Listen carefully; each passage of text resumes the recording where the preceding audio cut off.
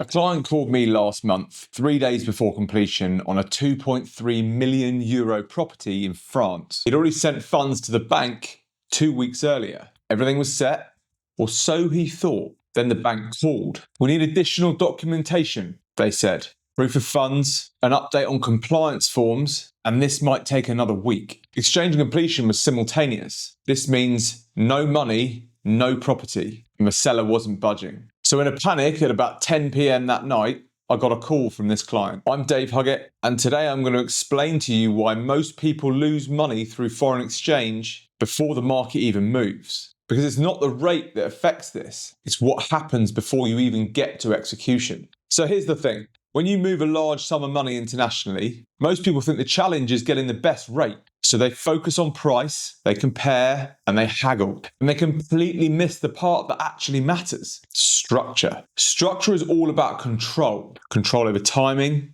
control over compliance, and control over who you speak to should something go wrong. Because something normally goes wrong. Payments delay, apps freeze accounts for compliance reviews, and brokers ghost you when the numbers get complicated. So if you don't have control at that moment, the whole thing can unravel. And this is what I mean when I say people lose money before they even start. It's not the exchange rate, it's the missed completion. Penalty clause, the renegotiation, the lost deposit, that's where the real cost sits. Let me show you what good structure actually looks like. First, compliance preparation. You don't wait until the money needs to move to start gathering things like proof of funds, address verification, and source documentation. You do this early, before you even make the offer, because compliance doesn't speed up for your timeline. Banks have processes, regulatory requirements, and internal checks. So if you're buying a property at $500,000, $1 million, $2 million, $10 million, and you show up 3 days before completion saying, I need to move the money now, you're at their mercy. But if you've onboarded properly, submitted documentation in advance, and had everything verified weeks earlier, the transaction's smooth. My client who called me at 10 p.m, well, we'd already prepared for edge cases. We had backup documentation ready and an alternative route where needed. That's not luck.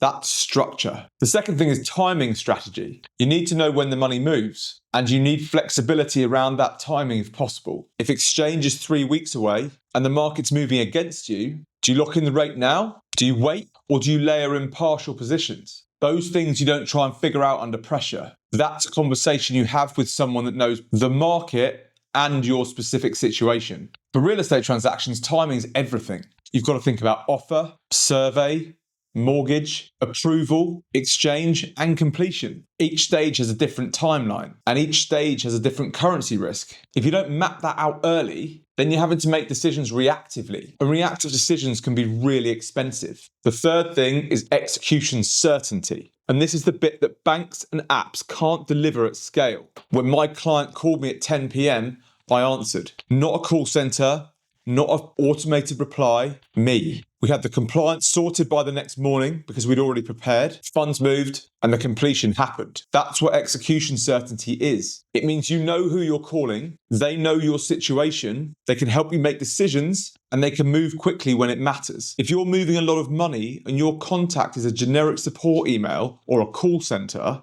then you don't have execution certainty. So if something goes wrong, that's when it costs you. So here's what you do. If you're planning to move large sums of money internationally, start the conversation well before you need to move the money. Not the day before, weeks before. Ask your provider directly, who do I call if there's a problem? If the answer is a call center or a no reply email, then you don't have control. Make sure you prepare compliance documentation early, source of funds, proof of address, any legal requirements. Make sure you get ahead of it. And if your provider's pushing you towards a rate or execution before they've fully understood your timeline, your structure, and your backup plan, then they're not thinking about your outcome. They're thinking about their transaction. Remember, you lose money when your FX structure fails, not when the market moves. In the next video, I'm going to walk you through the real cost of convenience. Why apps and one-click platforms are brilliant for some situations, but catastrophic for others. If you're facing a big transaction internationally and you want to talk through your situation, there's a link in the description below.